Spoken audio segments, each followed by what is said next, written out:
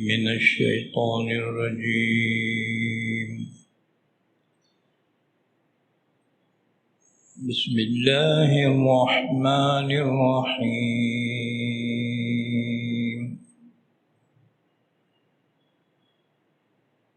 كذبت قوم لوط بالنذر إنا أرسلنا عليهم حاصبا إلا آل لوط نجيناهم بسحر نعمة من عندنا كذلك نجزي من شكر ولقد أنذرهم بطشتنا فتماروا بالنذر ولقد راودوه عن ضيفه فطمسنا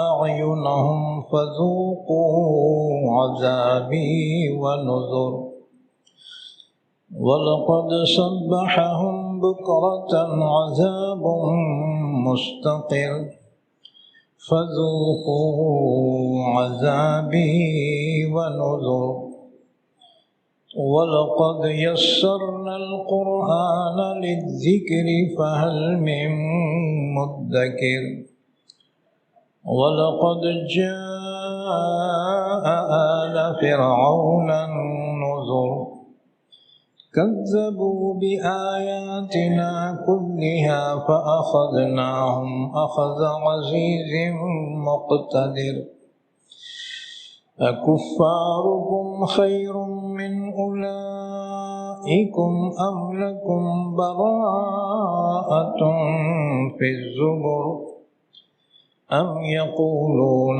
نحن جميع منتصر سيهزم الجمع ويولون الدبر بل الساعة موعدهم والساعة أدهى وأمر إن المجرمين في ضلال وسعر يوم يسحبون في النار على وجوههم ذوقوا مس سقر إنا كل شيء خلقناه بقدر وما أمرنا إلا واحدة كلمح بالبصر ولقد أهلكنا أشياعكم فهل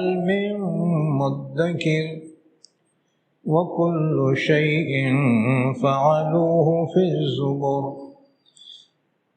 وكل صغير وكبير مستطر إن المتقين في جنات ونهر في مقعد صدق عند مليك مقتدر بسم الله الرحمن الرحيم الرحمن علم القرآن خلق الإنسان علمه البيان الشمس والقمر بحسبان والنجم والشجر يسجدان والسماء رفعها ووضع الميزان ألا تطغوا في الميزان وأقيموا الوزن بالقسط ولا تخسروا الميزان والأرض وضعها للأنعام فيها فاكهة والنخل ذات الأكمام والحب ذو العصف والريحان فبأي آلاء ربكما تكذبان خلق الإنسان من صلصال كالفخار وخلق الجن من مارج من نار فبأي آلاء ربكما تكذبان رب المشرقين ورب المغربين فبأي آلاء ربكما تكذبان مرج البحرين يلتقيان بينهما برزخ لا يبغيان فبأي آلاء ربكما تكذبان يخرج منهما اللؤلؤ والمرجان فبأي آلاء ربكما تكذبان وله الجوار المنشآت في البحر كالأعلام فبأي آلاء ربكما تكذبان۔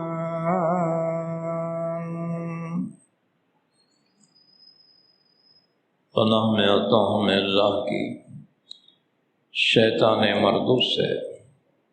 شروع کرتا ہوں میں اللہ کے نام سے جو بڑا مہربان نہایت رحم کرنے والا ہے۔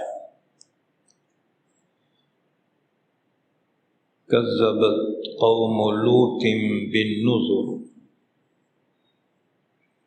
جھٹلایا قوم لوط نے پیغمبروں کو۔ بے شک ہم نے بھیجی ان پر آندھی پتھر برسانے والی، سوائے لوط کے گھر والوں کے ہم نے ان کو نجات دی سحر کے وقت۔ یہ محض مہربانی تھی ہماری جانب سے۔ اسی طرح سے ہم بدلہ دیتے ہیں اس شخص کو جو شکر ادا کرے، اور یقیناً ڈرایا ان کو ہماری پکڑ سے تو وہ جھگڑنے لگے۔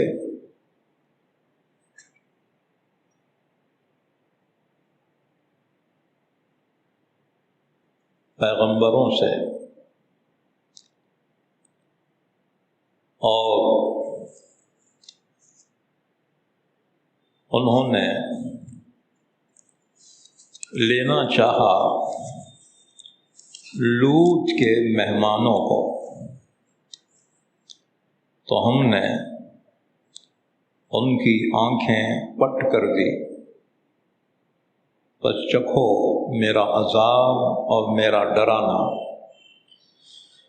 اور یقیناً صبح ہی صبح ان پر آیا وہ عذاب جو مقرر تھا۔ بس چکھو میرا عذاب اور میرا ڈرانا۔ اور یقیناً آسان کر دیا ہم نے قرآن کو نصیحت کے لیے، پھر کوئی ہے نصیحت قبول کرنے والا؟ اور یقیناً آئے فرعونیوں کے پاس پیغمبر، تو انہوں نے جھٹلا دیا ہماری تمام آیتوں کو، تو ہم نے پکڑ لیا ان کو زبردست قدرت والے کا پکڑنا۔ بھلا بتاؤ او مشرکو، کیا تم میں سے جو کافر ہیں وہ بہتر ہیں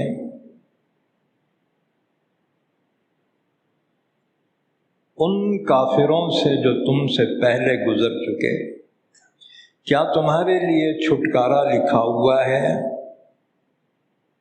اگلی کتابوں میں؟ یا تم کہتے ہو کہ ہم ایک جتھا ہیں انتقام لینے والا، عنقریب شکست کھا جائیں گی یہ جماعت اور پیٹھ پھیر کر بھاگ جائیں گے، بلکہ قیامت ان کے وعدے کا وقت ہے، اور قیامت بڑی سخت آفت اور بڑی کڑوی ہے۔ یقیناً گنہگار گمراہی میں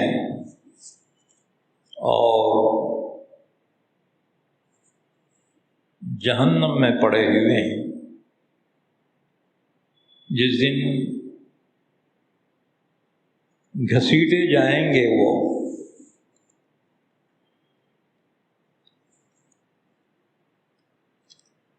جہنم کی آگ میں اپنے چہروں کے بل، کہا جائے گا چکھو جہنم کا عذاب، بے شک ہر چیز کو پیدا کیا ہم نے ایک خاص اندازے سے، اور ہمارا کام تو بس ایسی ہے پل جھپکنے کی طرح، اور یقیناً ہم نے ہلاک کیا تمہاری جماعتوں کو، پھر کوئی ہے نصیحت قبول کرنے والا؟ اور ہر چیز کو کر دو، اور آخ میں، اور ہر چھوٹی اور بڑی چیز لکھی ہوئی ہے۔ یقیناً اللہ سے ڈرنے والے جنتوں میں اور نہر میں ہوں گے، سچی مجلس میں ایسے بادشاہ کے پاس جو قدرت والا ہے، یعنی اللہ کے پاس۔ بسم اللہ الرحمن الرحیم، شروع کرتا ہوں میں اللہ کے نام سے جو بڑا مہربان نہایت رحم کرنے والا ہے۔ الرحمن، بڑا مہربان اللہ، جس نے سکھلایا قرآن، پیدا کیا اس نے انسان کو، سکھلایا اس کو بیان۔ سورج اور چاند حساب کے لیے ہیں، اور بیل اور درخت سجدہ کرتے ہیں، اور آسمان کو بلند کیا اور رکھ دی ترازو کہ تم کمی نہ کرو تول میں، اور انصاف کی ترازو کو قائم رکھو اور تول میں کمی نہ کرو، اور زمین کو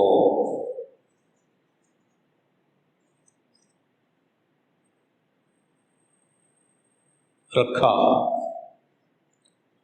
زمین کو بنایا لوگوں کے لیے۔ زمین میں میوے ہیں اور کھجور ہے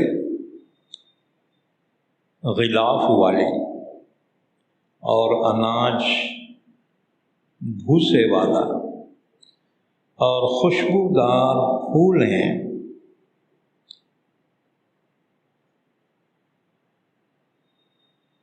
پھر اے جناتوں اور انسانوں، تم اپنے رب کی کون کون سی نعمتوں کو جھٹلاؤ گے؟ اسی نے پیدا کیا انسان کو کھنکھناتی ہوئی مٹی سے ٹھیکری کی طرح، اور اسی نے پیدا کیا جنات کو آگ کی لپٹ سے۔ پھر اے جناتوں اور انسانوں، تم اپنے رب کی کون کون سی نعمتوں کو جھٹلاؤ گے؟ وہی رب ہے دونوں مشرق کا اور رب ہے دونوں مغرب کا۔ پھر اے جناتوں اور انسانوں، تم اپنے رب کی کون کون سی نعمتوں کو جھٹلاتے ہو؟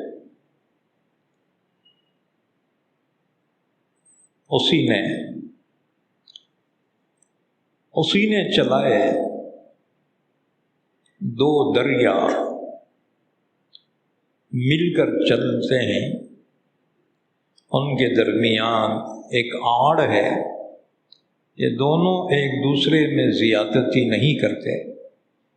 سو اے جناتوں اور انسانوں، تم اپنے رب کی کون کون سی نعمتوں کو جھٹلاؤ؟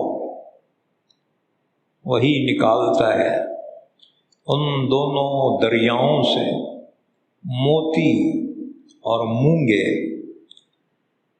سو اے جناتوں اور انسانوں، تم اپنے رب کی کون کون سی نعمتوں کو جھٹلاؤ گے؟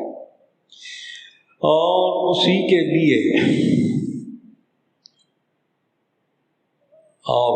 لیے ہیں جہاز اونچے کھڑے ہوئے سمندر میں پہاڑوں کی طرح۔ سو اے انسانوں اور جناتوں، تم اپنے رب کی کون کون سی نعمتوں کو جھٹلاؤ گے؟ آج ہم نے سورہ قمر کی آیت نمبر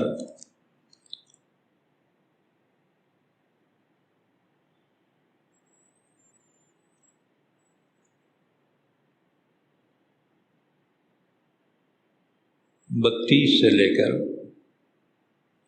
آیت نمبر 55 تک پڑھی ہیں، اور اسی پر سورہ قمر مکمل ہو گئی۔ اس کے بعد ہم نے سورہ رحمان کی 25 آیتیں تلاوت کی۔ تو پہلے سورہ قمر کی آیتوں کی تفسیر بیان کی جائے گی، اس کے بعد سورہ رحمان کی تلاوت کردہ آیتوں کی تفسیر بیان کی جائے گی۔ آیتوں کا ربط ان سے پہلی آیتوں سے یہ ہے کہ انبیاء کرام اور ان کی نافرمان امتوں کا ذکر تھا، جنہوں نے نافرمانی کی، اللہ کے عذابات سے وہ ہلاک کر دیے گئے۔ اب اس کے بعد بتلایا کذبت قوم لوط بالنذر، جھٹلایا قوم لوط نے پیغمبروں کو، حالانکہ لوط علیہ السلام کی قوم میں صرف لوط علیہ السلام ہی پیغمبر تھے، لیکن یہاں فرمایا کہ پیغمبروں کو جھٹلایا، حالانکہ ایک ہی پیغمبر کو جھٹلایا تھا۔ اس سے اصول کی بات معلوم ہوئی کہ اللہ کے کسی ایک پیغمبر کو جھٹلانا گویا تمام پیغمبروں کو جھٹلانا ہے، اور یہ ایمانیات میں سے ہیں، تمام پیغمبروں پر ایمان رکھنا اور اتباع اپنے پیغمبر کی کرنا۔ تو ایک پیغمبر کو جھٹلانا تمام پیغمبروں کو جھٹلانا۔ کذبت قوم لوط بالنذر، یہ قوم کہاں رہتی تھی؟ قوم لوط کا مقام تھا جارڈن۔ عرب میں ایک ملک ہے جارڈن، اردن، تو یہ قوم وہاں رہتی تھی۔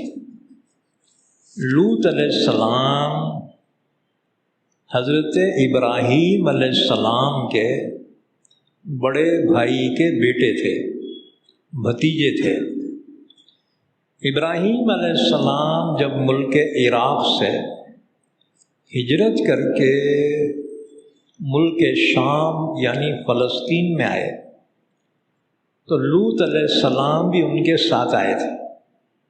ان کا چچا میں بھی ساتھ میں آتا ہوں۔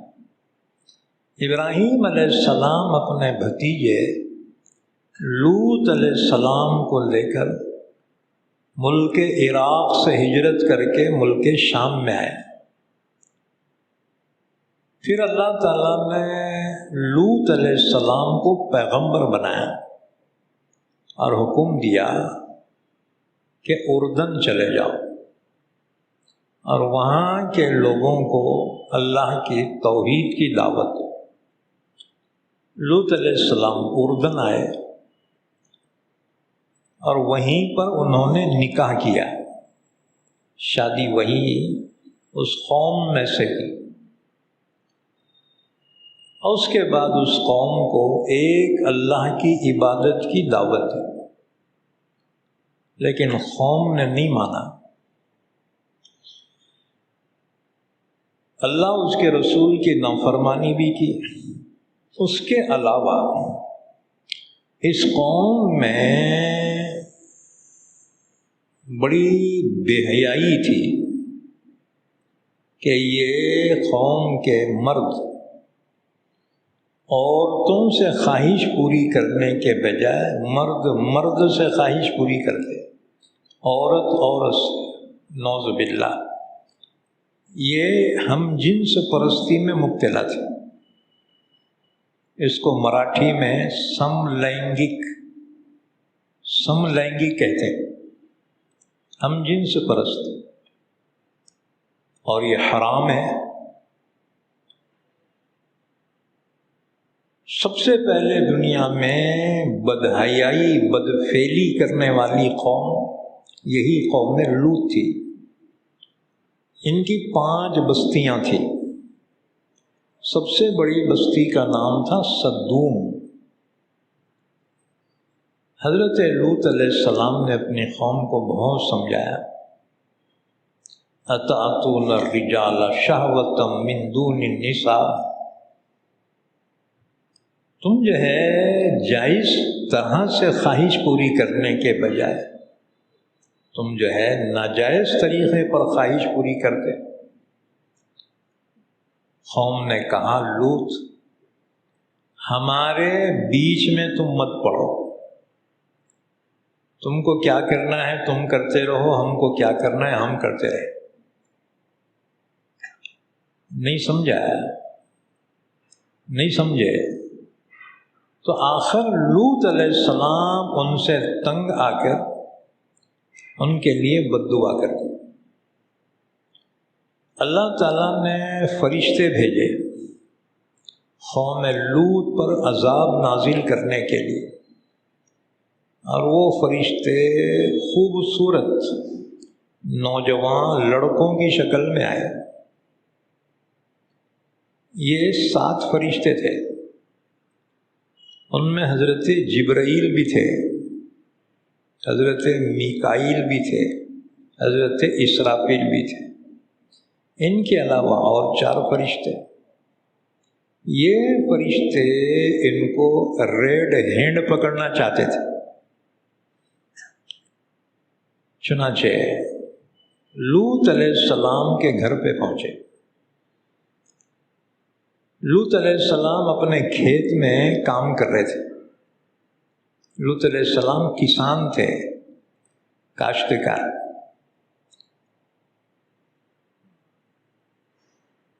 تو اپنے کھیت میں کام کر رہے تھے، یہ گھر میں پہنچے۔ ان کی بیٹیاں تھیں۔ لوط علیہ السلام کا کوئی بیٹا نہیں تھا، 2 بیٹیاں تھیں۔ پوچھا کہ لوط کہاں ہے؟ ان کی بچیوں نے کہا بابا کھیت میں ہے، جا کر میں اطلاع دیتی۔ ایک لڑکی چلی، پیچھے پیچھے یہ فرشتے بھی پہنچے۔ لوط علیہ السلام نے دیکھا تو بجائے خوشی ہونے کے لوط علیہ السلام کو ان کے آنے سے بڑی تکلیف ہوئی۔ اتنے حسین خوبصورت لڑکوں کی شکل میں، ان کو نہیں معلوم یہ بستی کے لوگ کتنے برے ہیں، بے حیا ہیں، پتہ نہیں اب کیا ہوگا۔ حضرت لوط نے فرمایا کہ تم لوگ یہاں اس بستی میں آئے، نہیں معلوم یہ بستی کے لوگ کتنے جو ہے بے حیا ہیں۔ بہرحال ان کو لے کر گھر پہ آئے۔ لوط علیہ السلام کی جو بیوی تھی،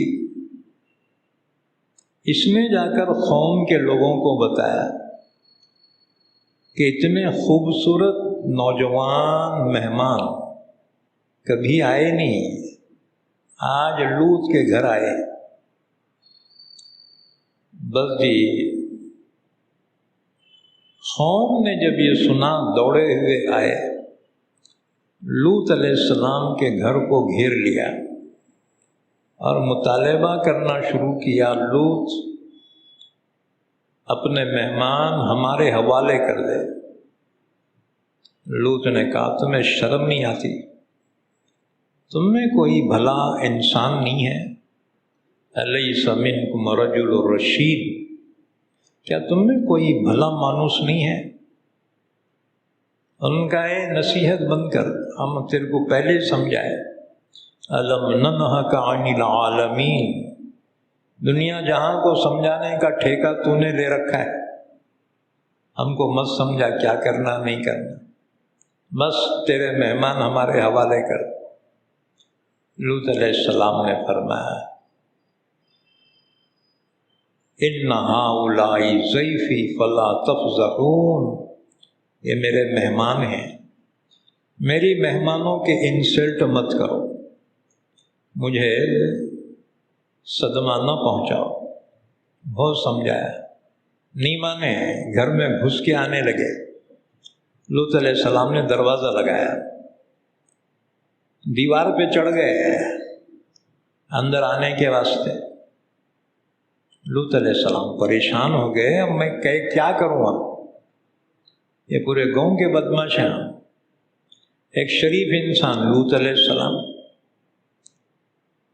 ابھی پریشان تھے تو حضرت جبرائیل نے کہا لوط تم پریشان مت ہو، ہم کوئی انسان نہیں ہیں، یہ ہم تک نہیں پہنچ سکتے، ہم اللہ کے بھیجے ہوئے فرشتے ہیں، ان پہ عذاب نازل کرنے کے لیے آئے، ہم تو دیکھنا چاہتے تھے ان کی وہ حرکت، اور اب تو ثابت ہو گیا،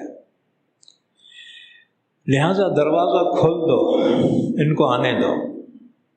دروازہ جب کھولا گیا، اندر گھسنے کے واسطے کوشش کرے، حضرت جبرائیل نے ایک پر ظاہر کیا، اور جو مارا ہے ایک پر، اس سے جو گرد اڑی ہے ان کی آنکھوں میں پہنچی، اللہ نے ان کو اندھا کر دیا، جس کے آنکھ میں گرد پڑی اندھا ہو گیا۔ فَطَمَسْنَا أَعْيُنَهُمْ، ہم نے ان کی آنکھوں کو چوپٹ کر دیا۔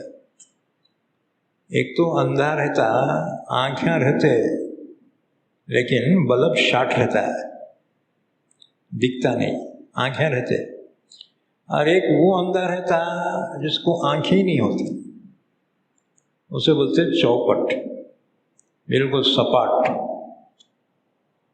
تو جبرائیل نے جو پر مارا اٹھا کے، اور اس کی جو گرد لگی ہے ان پہ، وہ اندھے ہو گئے۔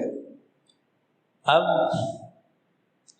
دوڑنے لگے گھبرا کر، کہنے لگے لوط نے تو کوئی جناتوں کو مہمان بنا رکھا ہے، کہ انسان نے کوئی جناتا دکھ رہے تھے، بہرحال کسی طرح سے اپنے اپنے گھروں کو پہنچ گئے۔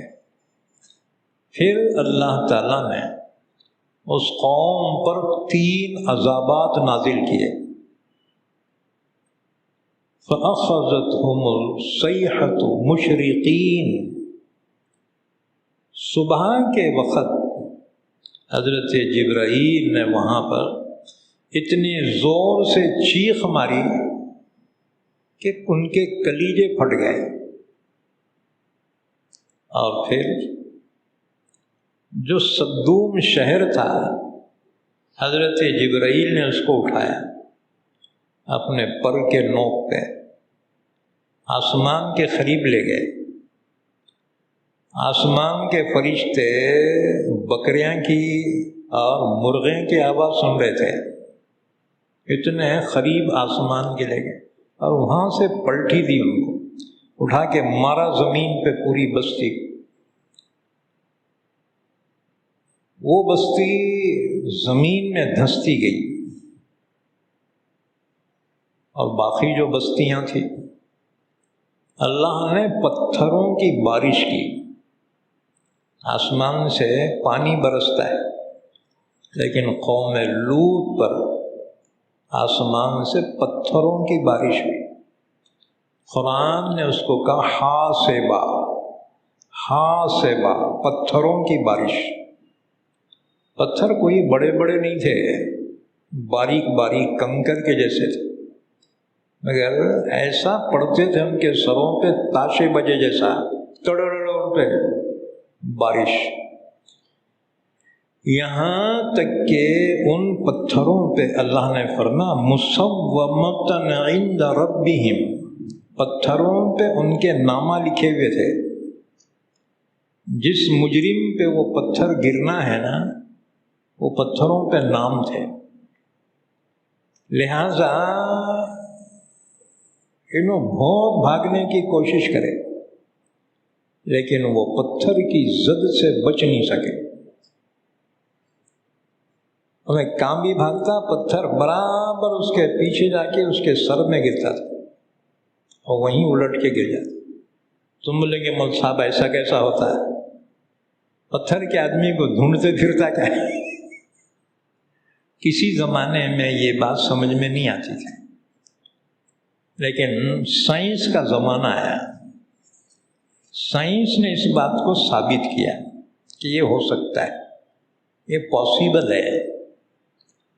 اسی لیے دیکھو سائنسدانوں نے ایک میزائل بنایا، اس میزائل کو کہتے ہیں پیٹریاٹ، پیٹریاٹ میزائل۔ وہ میزائل جب مارا جاتا ہے نا تو جس کو مارنے کا ہم نے کتا بھی بھاگے اس کے پیچھے جا کے برابر مارتا اس کو، وہ سر پہ نہیں گرتا، انہیں بھاگتا نا اس کے پیچھے جا کے مارتا اس کو۔ جب سائنس اتنی ترقی کی، جس نے سائنسدانوں کو پیدا کیا وہ اللہ کی قدرت کیا اس سے بعید ہے، اللہ کی قدرت تو اس سے بڑھ کے۔ اس طرح سے 3 عذاب قوم لوط پر آئے، اور ان کی بستی اوپر سے جبرائیل نے الٹ کے ماری ہے۔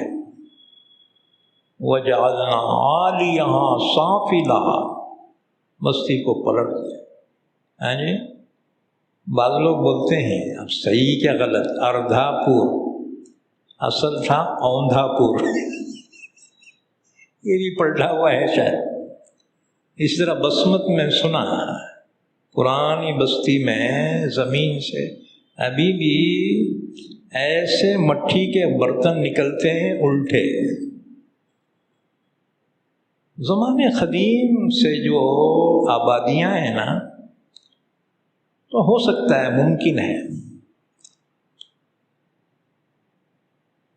کئی بستیاں زمین میں دھنس گئی، ہزاروں سال کے بعد کھدائی کے بعد وہ بستیاں پھر ظاہر ہو گئی۔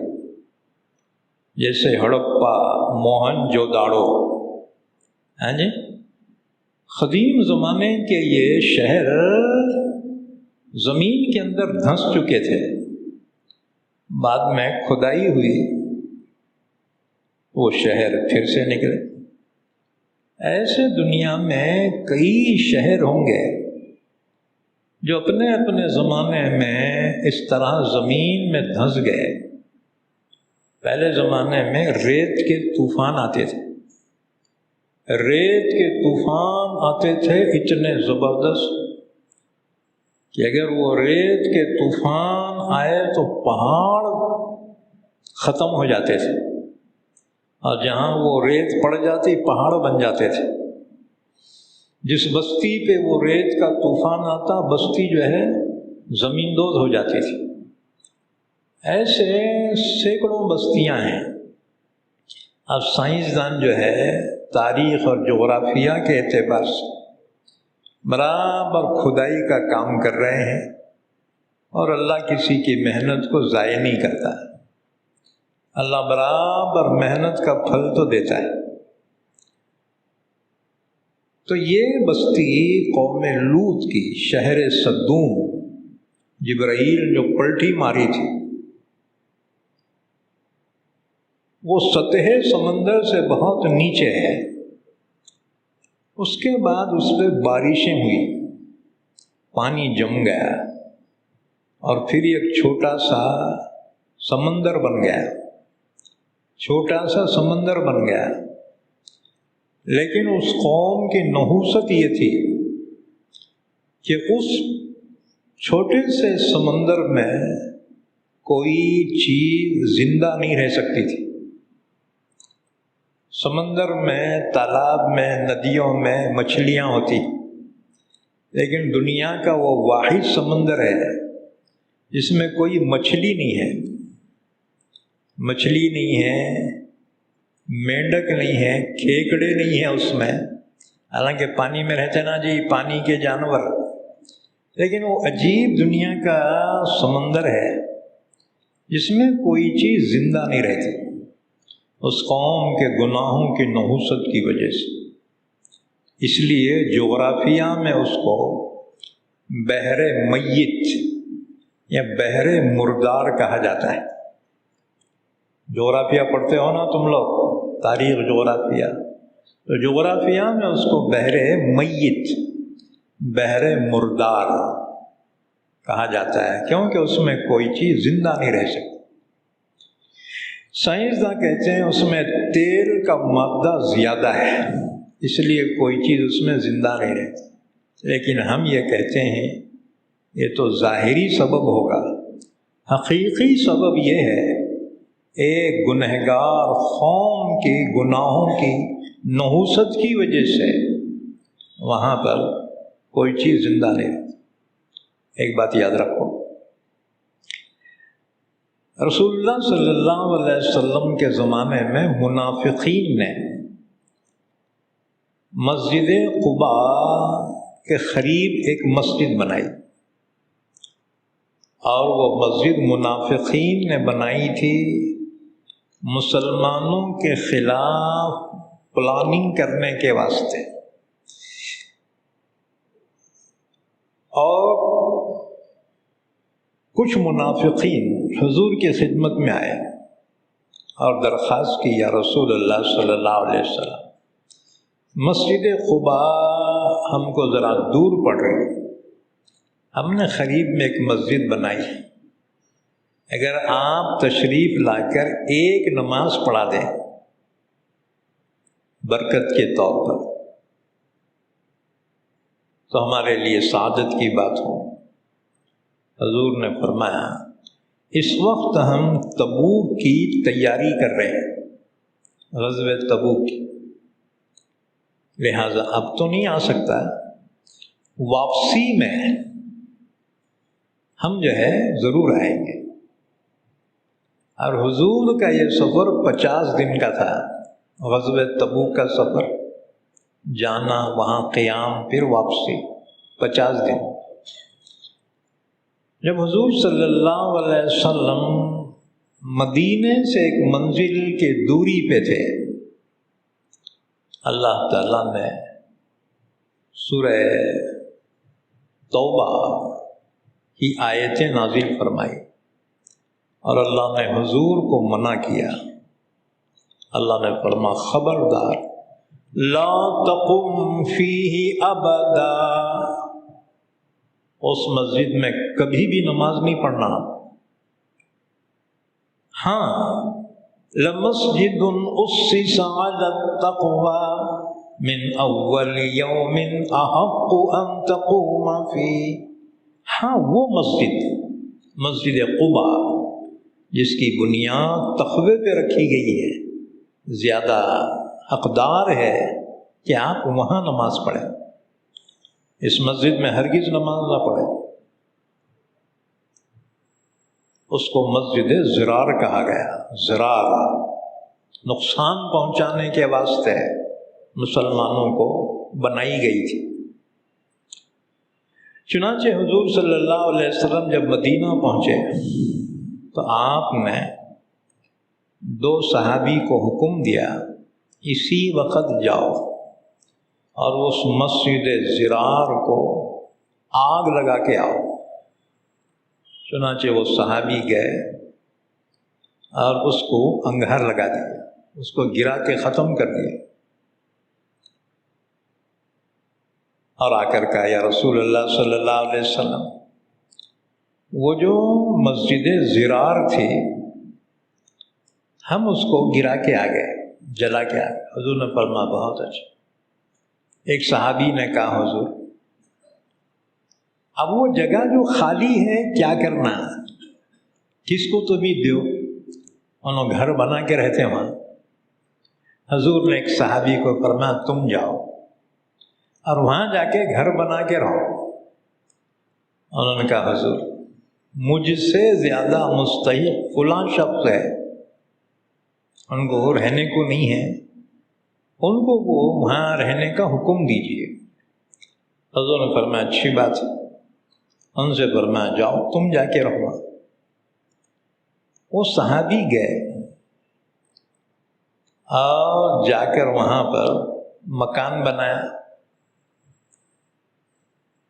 اب عربوں کو مکان بنانے کو زیادہ تکلفات کی ضرورت نہیں تھی، انہوں نے ایک سادہ سا مکان بنایا اور اپنے بیوی کے ساتھ وہاں رہنے لگے۔ خدا کا کرنا یہ تھا اس زمین کی نحوست تھی کہ ان کی جو اولاد ہوتی تھی وہ مر جاتی تھی، ان کی اولاد وہاں زندہ نہیں رہتی تھی۔ اچھا انہوں مرغیاں پالے، وہ صحابی مرغیاں پالے تو مرغیاں انڈا دینا بند کر دیے، پورے مرغیاں جو ہے کھڑک ہو گئے۔ وہ زمین کی نحوست تھی۔ انہوں بولے نکورے بھائی ہاں سے نکل گیا۔ انہوں بولے میں نہیں رہتا۔ تو بعض جگہوں کی نحوست ہوتی ہے، تو قوم لوط کے بستی کی یہ نحوست تھی کہ جبرائیل نے جب وہ بستی کو پلٹ کے زمین پہ مارا ہے، وہ زمین میں دھنس گئی اور اس کے اوپر بارش کا پانی جمع ہو گیا اور چھوٹا سا سمندر بن گیا۔ لیکن اس سمندر میں کوئی چیز زندہ سلامت نہیں رہتی تھی، نہ مچھلی اور نہ کوئی پانی کا جانور۔ اب اس پر لوگوں کو عبرت حاصل کرنا چاہیے تھا۔ ایسے مقام سے اللہ نے فرمایا قل سیروا فی الارض فانظروا کیف کان عاقبۃ المکذبین۔ اے نبی صلی اللہ علیہ وسلم لوگوں سے کہہ دو کہ ذرا سفر کریں دنیا میں ان مقامات کا جہاں کے نافرمانوں پہ خدا کا عذاب آیا، ان کے بڑے بڑے محلات کھنڈروں میں تبدیل ہو گئے، اس سے عبرت حاصل کریں، نافرمانوں کا یہی انجام ہوگا۔ لیکن اب لوگوں نے کیا کیا؟ اب لوگوں نے یہ کیا، نفس پرستوں نے اس کو تفریح کا مقام بنا دیا، وہاں ہوٹلیں لگا دی، اب لوگ آنے شروع ہو گئے دیکھنے کے واسطے، تو پھر وہاں مکانات بنا دیے، اب وہاں پر سیاح آتے ہیں اور اس مقام پر بجائے عبرت حاصل کرنے کے وہاں عیاشی کرتے ہیں۔ اللہ ہماری حفاظت فرمائے۔ یہ مقامات عبرت کی جگہ ہیں، لوگوں نے ایسی جگہوں کو بھی تفریح کی جگہ بنا دیا، پھر ہدایت کیسے حاصل ہو سکتی؟ اللہ نے اس کو فرمایا کذبت قوم لوط بالنذر، جھٹلایا لوط کی قوم نے پیغمبروں، انا ارسلنا علیہم حاصبا، ہم نے ان پر پتھروں کی بارش بھیجی، الا آل لوط، سوائے لوط کے گھر والوں کے، باقی پورے ہلاک ہو گئے۔ لوط علیہ السلام ان کے گھر کے لوگ محفوظ رہے، لیکن لوط علیہ السلام کی بیوی اپنے بھائیوں سے بڑی ہمدردی تھی اس کو، اللہ کے عذاب میں وہ بھی ہلاک کر دی گئی تھی۔ نجیناہم بسحر، ہم نے ان کو نجات دی سحر کے وقت، یہ عذاب آیا سحر کے وقت۔ اپن سحری کھاتے نا رمضان میں، یہ ٹائمنگ بہت ڈینجر ہے، اسی وقت زلزلے آتے ہیں، اسی وقت طوفانی بارشیں آتی، یہی وقت ہوتا ہے جادوگر جادو ٹونے کرتے ہیں، یہی وقت ہے جنات و شیاطین حملے کرتے ہیں، یہی وقت ہے اکثر ایکسیڈنٹ ہوتے ہیں، کیونکہ میں بولنے والا بھی اس وقت اس کو ڈلکی لگتی، لگی ڈلکی گئی جان، روڈاں کے پاس لکھا ہوا ہے نا بورڈاں ڈرائیوروں کے واسطے، ہاں جی، تو یہ وقت بہت ڈینجر ہوتا ہے، اور یہی وقت ہے اللہ کے نیک بندے میٹھی نیند سے جاگتے ہیں اور تہجد ادا کرتے ہیں۔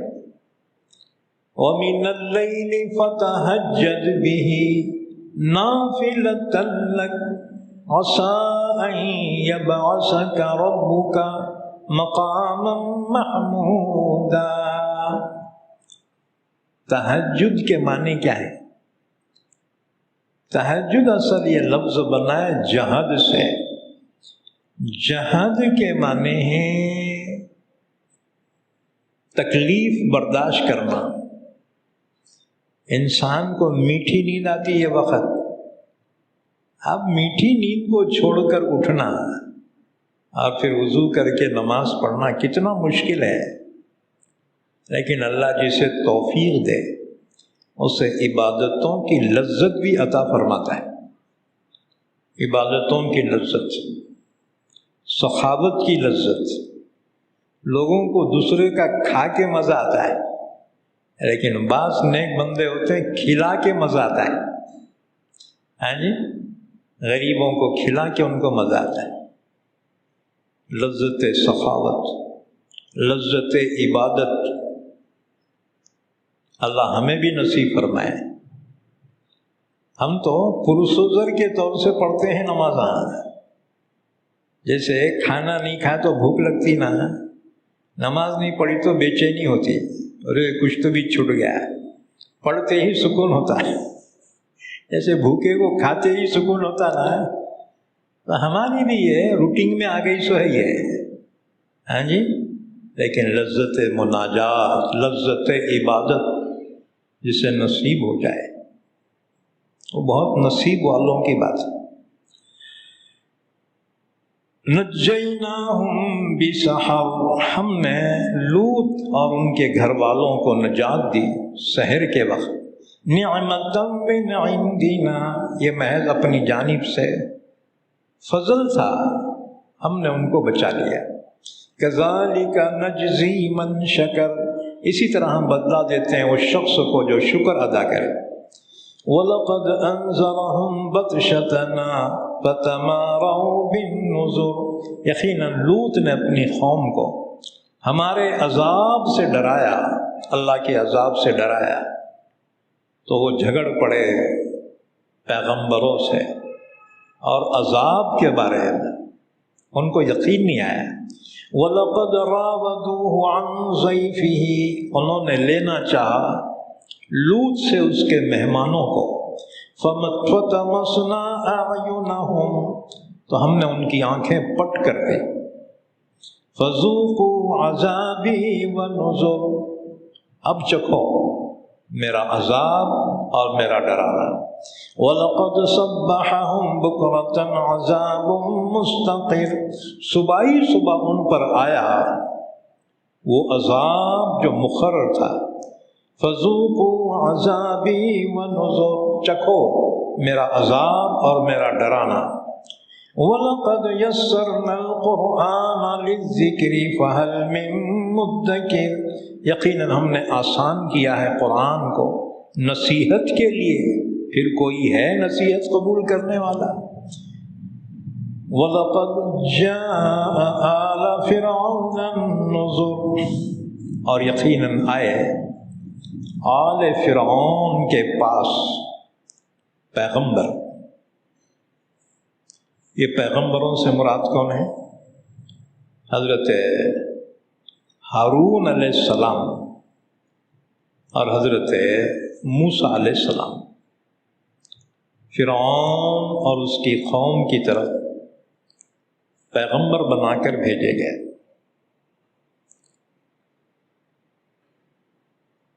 پھر کیا ہوا؟ کذبوا بآیاتنا کلھا، تو انہوں نے ہماری تمام نشانیوں کو جھٹلا دیا۔ فَأَخَذْنَاهُمْ أَخْذَ عَزِيزٍ مُقْتَدِرٍ، تو ہم نے پکڑ کی قدرت والے زبردست کی پکڑ کرنے کی طرح۔ کذبوا بآیاتنا کلھا، یہ آیات سے مراد کیا ہے؟ حضرت صفوان بن عسال رضی اللہ تعالیٰ عنہ کی روایت ہے، ایک یہودی نے اپنے ساتھی سے کہا چلو اس نبی کے پاس چلیں گے۔ ساتھی نے کہا رے نبی نہ قبول، اگر وہ سن لینا ان کی آنکھیں چار ہو جائیں گی، یعنی وہ خوش ہو جائیں گے، نبی نہ قبول۔ بہرحال حضور کی خدمت میں آئے، انہوں نے کہا اگر آپ سچے نبی ہیں تو بتائیے 9 آیات بینات سے کیا مراد ہے؟ وہ 9 واضح آیتیں جو اللہ نے موسیٰ کو عطا کی تھی وہ کیا ہیں؟ حضور نے فرمایا وہ 9 احکامات تھے جو اللہ نے موسیٰ علیہ السلام کو عطا کیے تھے۔ نمبر 1، کسی چیز کو اللہ کا شریک نہ قرار دو۔ نمبر 2، چوری نہ کرو۔ نمبر 3، زنا نہ کرو۔ نمبر 4، کسی کو ناحق قتل مت کرو۔ نمبر 5، کسی بے قصور کو حاکم کے پاس لے کر نہ جاؤ۔ کہ اس کو قتل کر دے۔ نمبر 6 جادو نہ کرو۔ نمبر 7 سود نہ کھاؤ۔ نمبر 8 کسی پاک دامن عورت پر زنا کی تہمت نہ لگاؤ۔ اور نمبر 9 جہاد سے پیٹھ پھیر کر نہ بھاگو۔ حضور نے فرمایا یہ 9 احکامات تھے جو اللہ نے موسیٰ علیہ السلام کو عطا کیے تھے، اور یہ 9 احکامات موسیٰ کی امت کے لیے دیے گئے تھے۔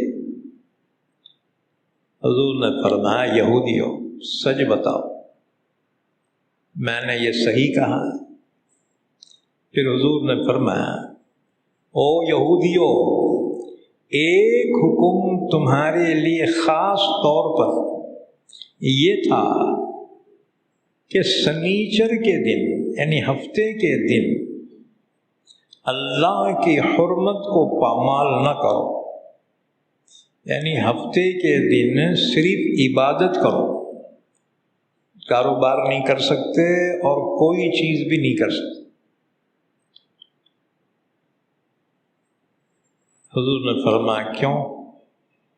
صحیح کہا نا؟ یہودی خوش ہو گئے اور فوراً آگے بڑھے، حضور کے ہاتھوں کو بوسہ دیا، حضور کے قدموں کو بوسہ دیا، کہنے لگے کہ بے شک ہم اس بات کی گواہی دیتے ہیں آپ اللہ کے سچے نبی ہیں۔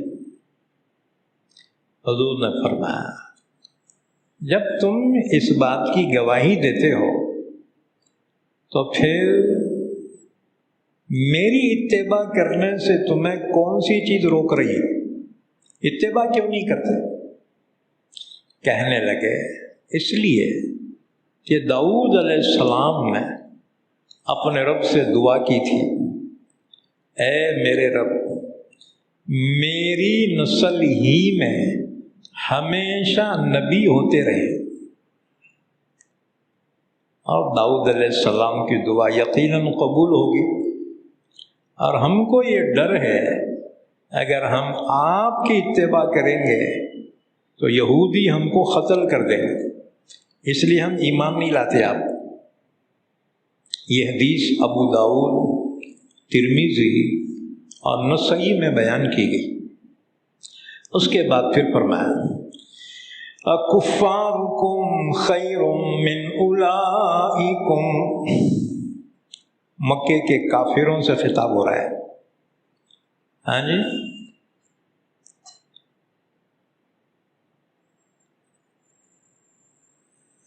یہاں رک کے ایک بات کروں، کل میں سنا، میں اب خبریں سننا چھوڑ دیا،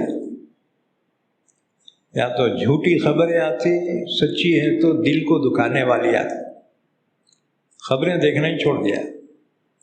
لیکن کل ایک صاحب بولے، ایک بہت بڑے عالم، بہت بڑے ذمہ دار، انہوں نے کہا کہ ہندوستان کے یہ قوم جو ہے ان کو کافر نہ کو بولو، بہت بڑے عالم۔ اب بم مارنا کیا کرنا؟ اللہ نے فرمایا ان کو براہ راست کافر۔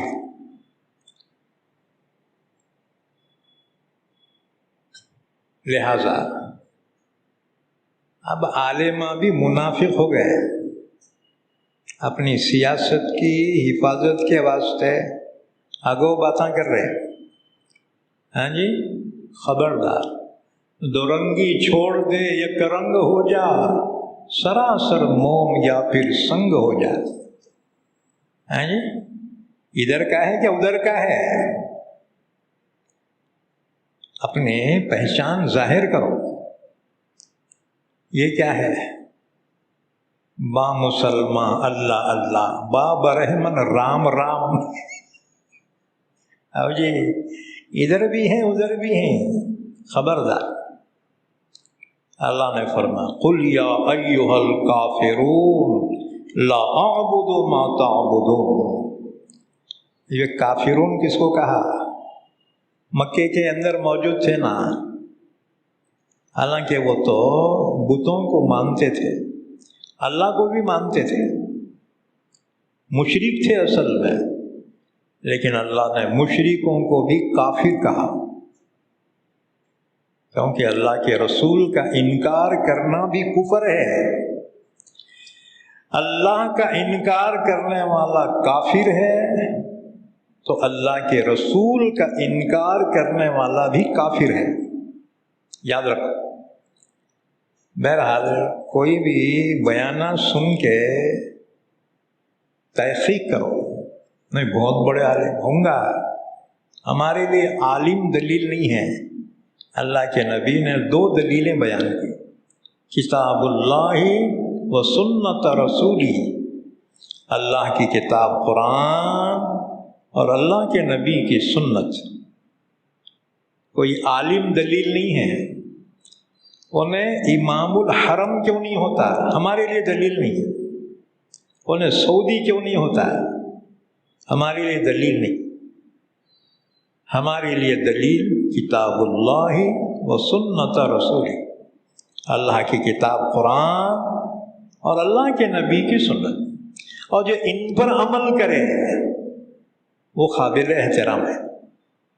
ہاں جی، عالم حق ہے یا باطل ہے پہچاننے کے لیے یہ علامت ہے، کتاب اللہ و سنت رسول، یاد رکھو۔ میں بہت بڑا مرشد ہوں گا اگر قرآن اور سنت کے خلاف کہے تو ہمارے لیے دلیل نہیں، کیونکہ اللہ کے نبی نے 2 دلیلیں ہم کو دی ہیں، فرمایا ان کو مضبوطی سے تھام لو، کبھی گمراہ نہیں ہوں گے۔ اللہ کی کتاب قرآن اور اللہ کے نبی کی حیات مبارکہ، آپ کی سیرت، آپ کی سنت مبارک، یہ دلیلیں ہیں، ہمیشہ یاد رکھو۔ اب وہ لاک ڈاؤن کے زمانے میں لوگ بولے وہ فاصلہ رکھ کے نماز پڑھو، ہاں میں بولا جماعتش نہیں ہوتی، گھر کو جا کے پڑھنا اس سے اچھا۔ اللہ کے گھر میں آ کے دور دور کھڑے ہو رہا ہے، جماعتش نہیں ہوئی۔ لوگ بولے سعودی میں ایسا ہو رہا، مکے میں، مدینے میں، وہ کوئی پیغمبر نہیں ہے۔ ہمیں تو اللہ کے نبی کی حدیث ملتی ہے، ابو داؤد کی، صحابہ فرماتے ہیں جب جماعت کھڑی ہوتی اللہ کے نبی صفوں کی طرف توجہ فرماتے ہیں، اگر کوئی آگے پیچھے نکلا ہوا ہے حضور باضابطہ اس کو صحیح کرتے، فرماتے اپنی صفوں کو درست کرو، کاندھے سے کاندھا ملاتے حضور۔ ہاں جی، تو ہم حضور کی ماننا کہ سعودی کی ماننا؟ خبردار، کتاب اللہ و سنت رسولی، ہمیشہ یہ معیار یاد رکھو، اللہ کی کتاب قرآن اور اللہ کے رسول کی سنت مبارک۔ تو شخصیات ہمارے لیے اس وقت تک قابل احترام نہیں ہے جب تک کہ قرآن اور سنت کے مطابق عمل نہ کریں، ان کا قول، ان کا عمل، ان کا فعل کتاب اللہ اور سنت رسول اللہ کے مطابق ہو۔ تو فرمایا اکفارکم خیر من اولئکم، اللہ نے فرمایا او مکے کے کافروں، تمہارے زمانے کے کافراں بہتر ہیں یا تم سے پہلے کے کافراں؟ پہلے کے کافراں بولے تو قوم نوح، قوم عاد، قوم سمود، قوم لوط، بہت طاقتور لوگ تھے، یہ مال دولت حکومت ہر چیز تھی۔ جب انہوں نے نافرمانی کی عذاب کے ذریعے سے وہ فنا کر دیے گئے، تو تمہاری حیثیت کیا ہے؟ موجودہ کافروں کی حیثیت کیا ہے؟ اللہ نے قوم عاد جیسی طاقتور ترین قوم کو عذاب کے ذریعے سے فنا کر دیا۔ اللہ کے پاس دیر ہے، اندھیر نہیں ہے، اللہ ڈھیل دیتا ہے۔ وَيَمُدُّهُمْ فِي طُغْيَانِهِمْ يَعْمَهُونَ، اللہ ڈھیل دیتا ہے، لیکن یاد رکھو ڈھیل کا مطلب یہ نہیں کہ وہ حق پہ ہیں۔ اللہ سے نو چیلنج، اللہ چاہے تو سیکنڈوں میں برباد کر دے، لیکن اللہ ایمان والوں کو آزماتا ہے۔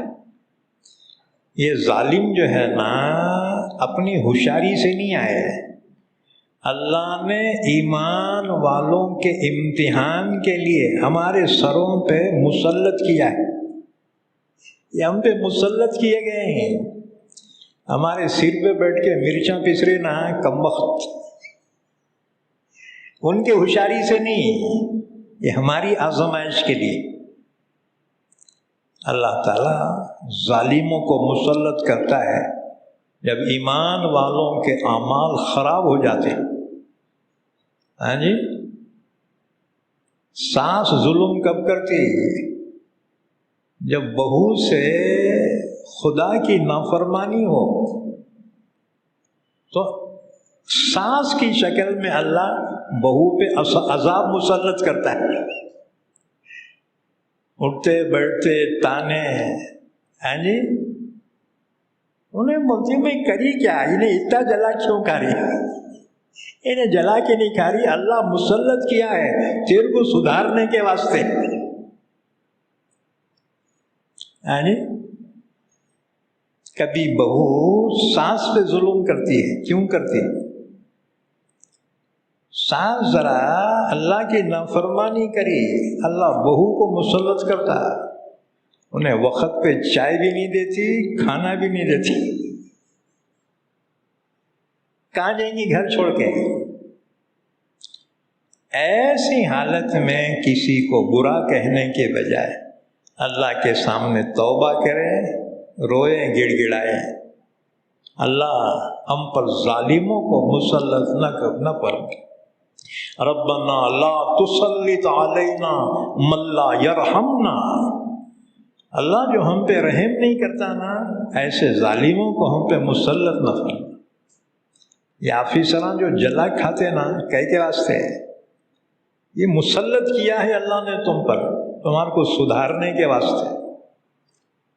ہم بولتے ہیں وہ ذاتی بات کر رہے ہیں، یہ ہمارے لیے آزمائش ہے۔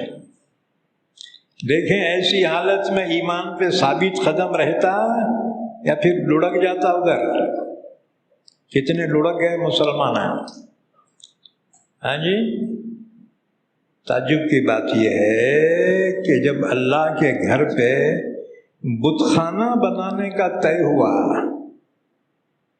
تو کچھ جو ہے مسلمان نامی کافروں نے ان کا اینٹاں سونے کے ہم دیتے، ہمارے کو بھی ثواب ملنا، ہاں تم کو بھی جہنم کا عذاب ضرور ملے گا۔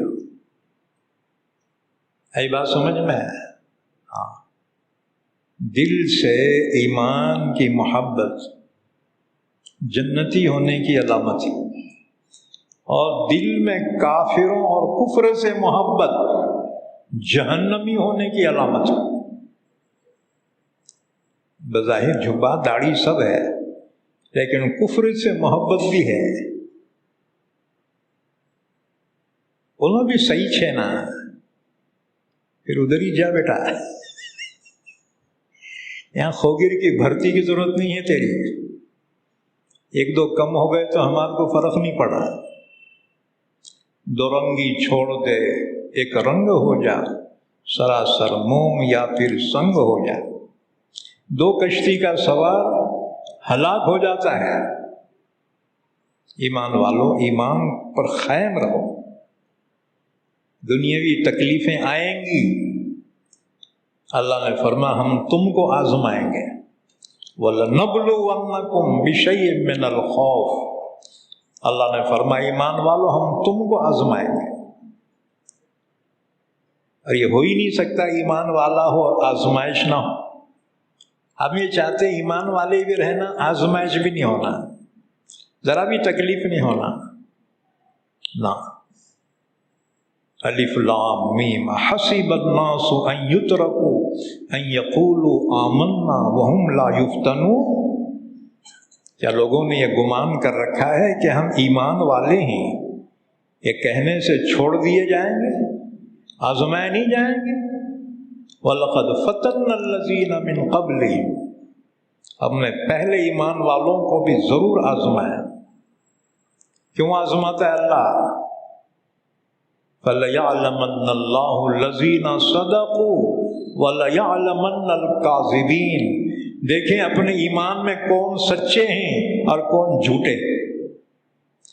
آزمائش ہی میں تو سمجھ میں آتا ہے ایمان، تو اللہ تعالیٰ آزماتا ہے۔ اور یہ وقت ہمارے امتحان کا چل رہا ہے، پاس ناپاس کا فیصلہ ابھی نہیں ہے، ہاں جی۔ اور ظاہر بات ہے جو امتحان کی تیاری کرتا ہے وہ ضرور کامیاب ہوتا ہے، امتحان والے ہی کامیاب ہوتے ہیں، ہاں جی۔ اگر پہلی دفعہ نہیں ہوئے سپلیمنٹری دے کے تو کامیاب ہوتے تھے۔ بچے بولتے بول صاحب 2 وشے میں گیا، دعا کرو، ہاں جی۔ امتحان کی تیاری کرنے والا ضرور کامیاب ہوتا ہے، یہ اصول ہے، یاد رکھو۔ اور جو تیاری نہیں کرا ہے جانے اب گیا سو گیا، انہیں گیا کام میں سے بٹھاؤ، وہ زندگی کے امتحان میں بھی ناکام۔ تو فرمایا اکفارکم خیر من اولئکم،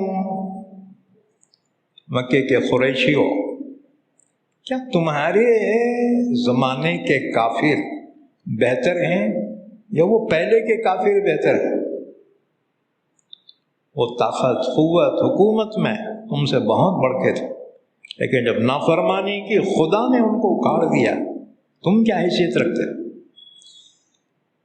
ام لکم براءۃ فی الزبر، کیا تمہارے لیے چھٹکارا لکھا ہوا ہے کتابوں کہ تم کچھ بھی کرے تو معاف؟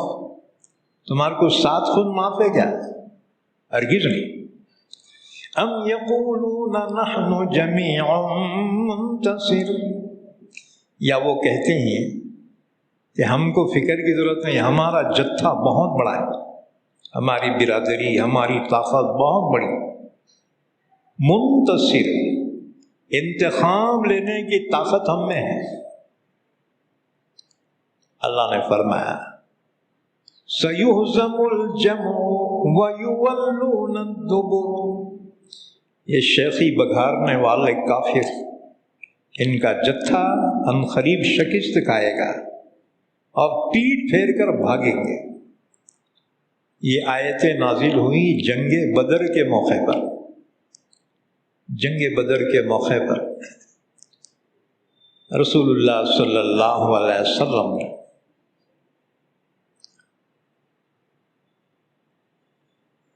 صحابہ کرام 313 لشکر کفار کے مقابلے میں صفیں باندھ دی۔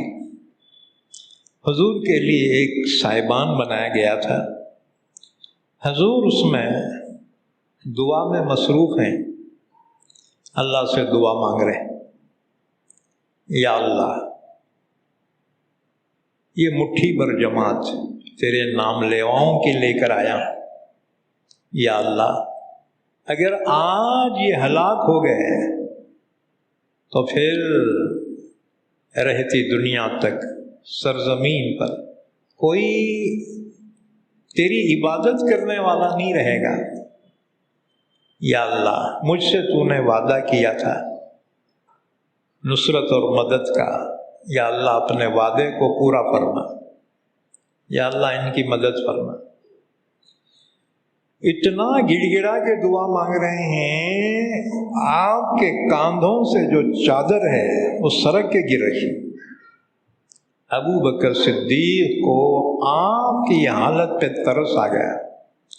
ابو بکر صدیق نے آپ کے ہاتھ پہ ہاتھ رکھا اور کہا یا رسول اللہ بس کیجئے،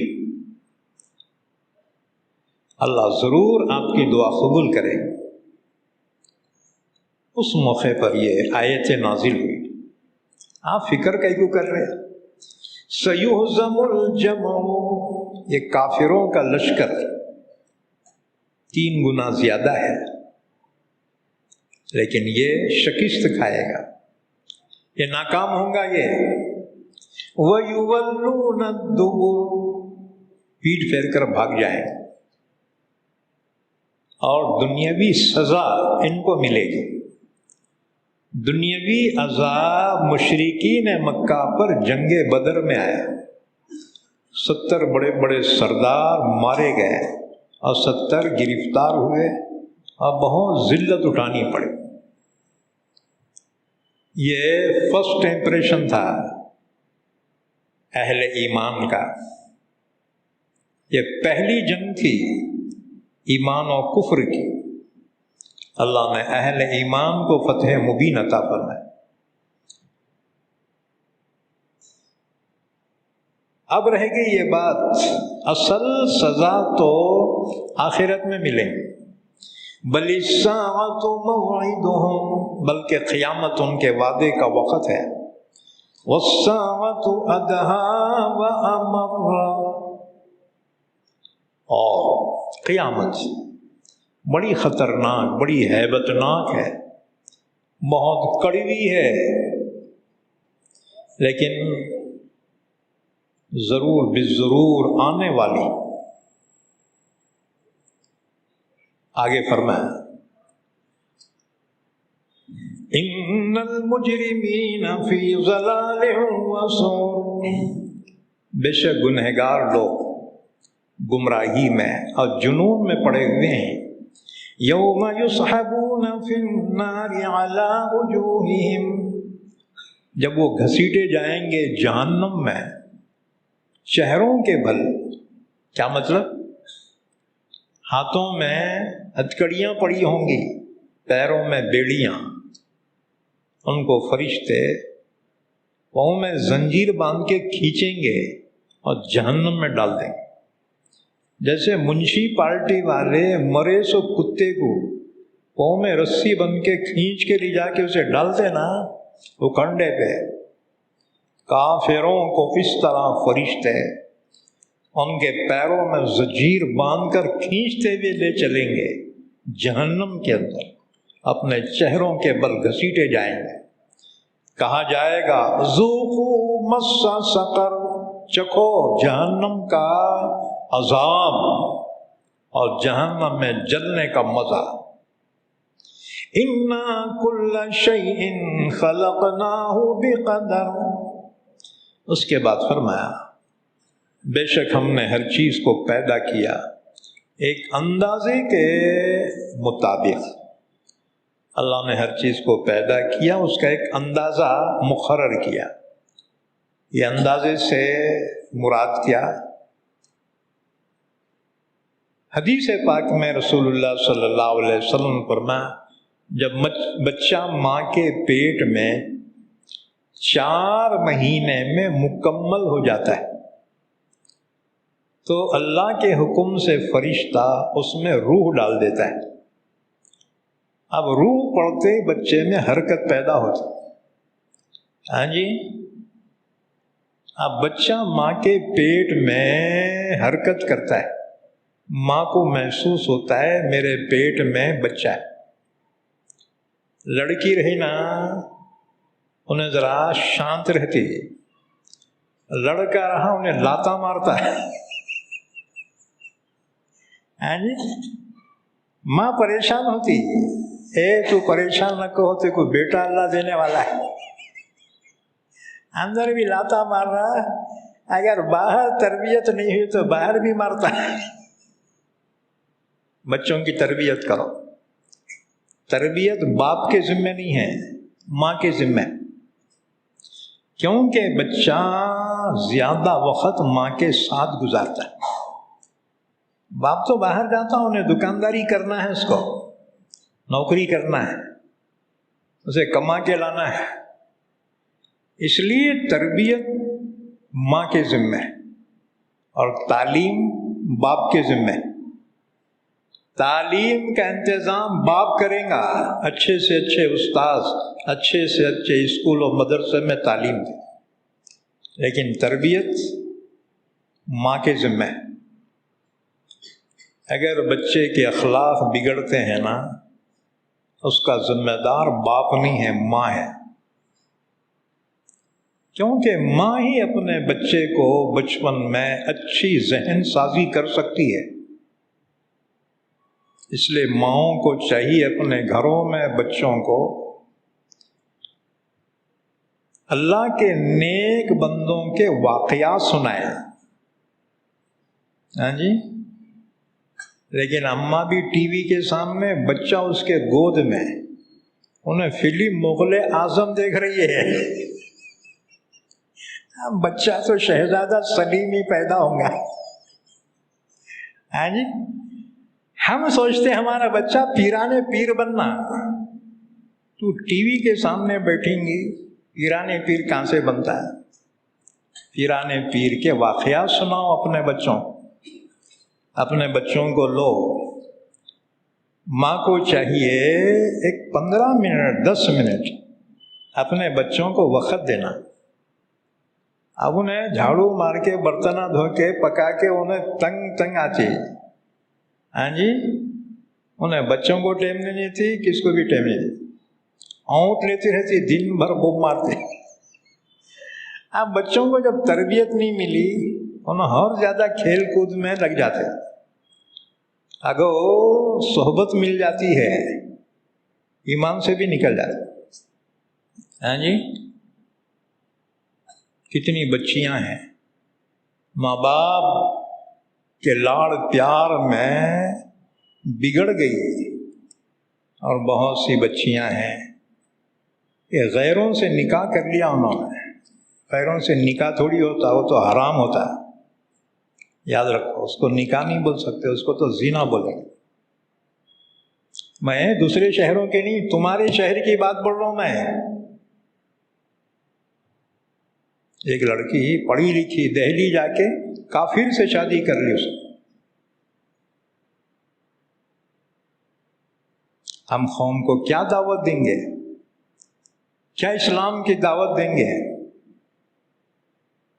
جبکہ ہمارے پانی کا مٹکا پھٹا ہوا ہے، پورا پانی چل جا رہا اس میں سے، تم اوپر سے جمع کر رہے، ہم دین کی دعوت دے رہے، ارے بھائی تم اوپر سے پانی بھر رہے، نیچے سوراخ ہے، پانی نکل جا رہا ہے، پہلے سوراخ بند کرو، ہاں جی، اوپر سے کم بھی ڈالے تو چل رہا ہے، مگر یہ سوراخ بند کرو۔ آ رہے اسلام میں، لیکن نکل رہے کتنے، اس کا حساب کون؟ ہم تو حساب رکھتے، اتنے انگریزاں مسلمان ہوئے، اتنے غیر مسلم ایمان لائے، بے شک استقبال ہے، لیکن اپنے نکل کے کتنے جا رہے ہیں، اس کا حساب کون کرنا؟ ہاں جی، کالجز یونیورسٹیز کے ماحول، یہ آزاد کلچر، یہ مکس کلچر، کتنا بڑا نقصان اسلام کا ہو رہا ہے، ہمیں اس کا اندازہ بھی نہیں۔ اور یہ سب اسلامی تربیت نہیں ہونے کے نتیجے ہیں۔ اس لیے تفسیر میں ہماری بہنیں، بیٹیاں بھی سن رہی ہیں، اپنی اولاد کو صحیح تربیت دو، اپنے بچیوں کی حفاظت کرو، ان کو ایمانی اسلامی تربیت دو۔ اور تربیت کا بہترین طریقہ یہ ہے، اللہ والوں کے واقعات سناؤ، صحابہ کے واقعات سناؤ، صحابیات کے واقعات سناؤ، اولیاء کرام کے واقعات سناؤ اپنے بچوں۔ 10 منٹ، 24 گھنٹے میں 10 منٹ اپنی اولاد کے لیے دو۔ اب مائیں محبت کری تو اتنی محبت میں اندھی ہو جاتی اور مارنا ٹھوکنا شروع کر دیے، یہ جلادن بن جاتی ہے، بچے دیکھ کے باہر سے بھاگ جاتے ہیں۔ نہ، محبت بھی کرو، تربیت کرو۔ تربیت میں محبت بھی ضروری ہے، تربیت میں ڈانٹ بھی ضروری ہے۔ تربیت کے لیے دونوں چیزیں ہیں، یہ لاجیکل ہے، یہ ڈانٹ ڈپٹ بھی ضروری ہے، پیار محبت بھی ضرورت ہے۔ صرف ڈانٹ ڈپٹ سے تربیت نہیں ہوتی، اور صرف لاڑ پیار سے بھی تربیت نہیں ہوتی۔ اس لیے اماں غصے میں ہی تو بابا لاڑ کرنا اس کو، اور بابا ٹھوکرا اماں اس کو تسلی دینا ہے۔ اور اگر دونوں ٹھوکرے نا، بچہ پھر گھر سے نکل جاتا، بوم مارتے بیٹھو اب بھوت بنگلے میں جناتوں کے جیسے۔ بھئی اولاد نہیں ہے تو وہ گھر ہے کیا؟ وہ تو ویرانہ ہے، وہ اولاد ہی سے تو گھر ہے نا، باہر ہے گھروں۔ تو تربیت، میں کہہ رہا تھا تعلیم باپ کے ذمہ ہے اور تربیت ماں کے ذمہ ہے۔ اب مائیں کیا کر رہے، پورا گتا باپ کو دے دے رہے، اور باپ کیا کر رہا، پورا الزام ماں پہ ڈالا، تیری وجہ سے ہو رہا ہے۔ ہاں جی، قصور دونوں کا ہے۔ تو تعلیم باپ کے ذمہ ہے، انہیں تعلیم کا انتظام کرنا، اور تربیت ماں کے ذمہ ہے۔ اور تربیت کے لیے کوئی عمر نہیں ہے، بچہ گود میں ہے، دودھ پیتا ہے، اسی وقت سے تربیت۔ تم بولیں گے دودھ پیتے بچے کی تربیت کیسا کرنا؟ ماں خود سدھرنا، بچے پہ خود اس کا صحیح اثر ہو جاتا ہے۔ بچے آئینہ ہوتے ہیں اپنی ماں کا، اسی لیے بہت سی مائیں جو نمازی رہتے نا، چھوٹے بچے ماں نماز پڑھی تو بازو میں آتے ہیں، ویسی ہاتھاں بنتے ہیں، ویسی رکوع سجدہ کر رہے ماں کو دیکھ کے۔ ہاں جی، تو بچے آئینہ ہوتے ہیں اپنی ماں کا۔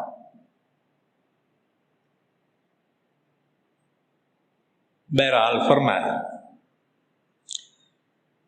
اِنَّا كُلَّ شَيْءٍ خَلَقْنَاهُ بِقَدَرٍ، ہم نے پیدا کی ہر چیز ایک اندازے کے مطابق۔ وہ اندازہ کیا ہے؟ جب بچہ ماں کے پیٹ میں 4 مہینے میں پورا ہو جاتا ہے، ایک فرشتہ اللہ کے حکم سے اس کے اندر روح ڈال دیتا ہے، تو بچہ حرکت کرنے لگتا ہے۔ پھر فرشتہ اس بچے کی 4 باتیں لوح محفوظ سے لکھ دیتا ہے۔ ایک اس کی عمر، کہ اس کی عمر کیا ہوگی، دوسرے اس کا رزق، اس کو رزق کیا ملے گا، کتنا ملے گا،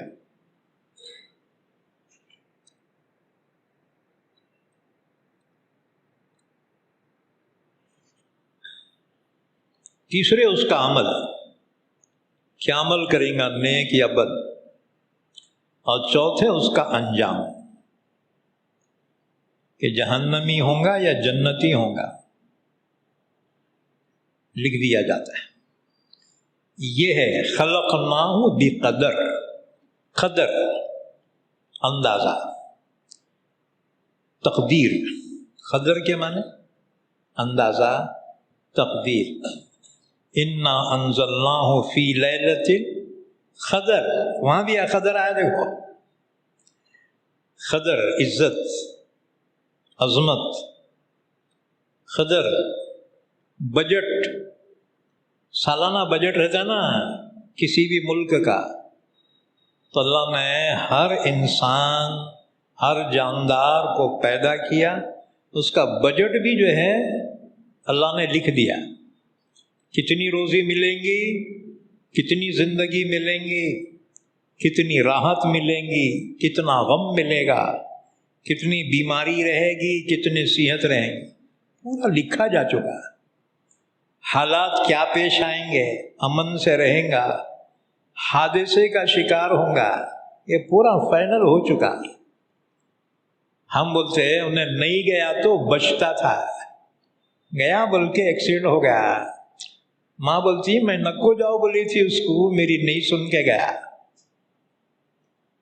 تو اگر بولتی تھی اس کو تو سننا ہی نہیں تھا، کیونکہ اس کا مقدر اسے ضرور وہاں لے جانا تھا، اس کا بجٹ ختم ہو گیا، اس لیے وہ حادثے کے مقام پہ پہنچا۔